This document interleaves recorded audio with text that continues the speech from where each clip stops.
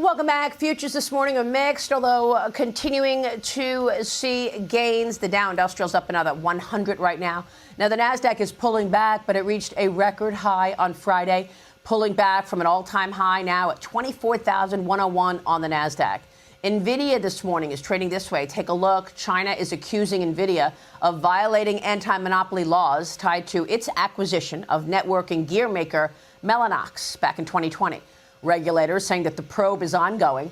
The stock this morning is down 2.5%. The reason that the Nasdaq is pulling back from record highs reached on Friday. Interest rates this morning look like this, with the Federal Reserve kicking off its two-day policy meeting tomorrow morning. The central bank widely expected to cut interest rates finally by 1/4 point.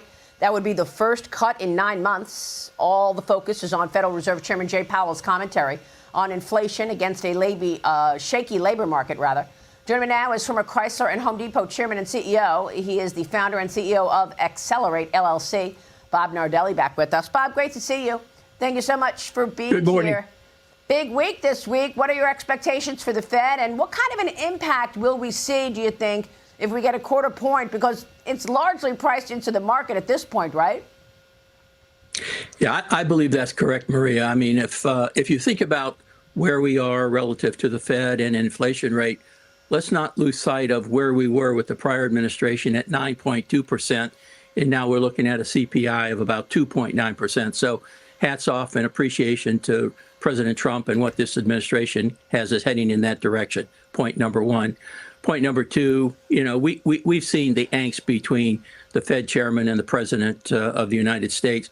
So I'm anticipating probably 1/4 point, could be greater than that from the math of it. But I think what we'll see is 1/4 now. We'll probably see October, no meeting in November, and then December. Really depends upon the geopolitical position. You made a comment about unemployment. I think that's going to be a watchful eye put on that for what kind of decisions are made.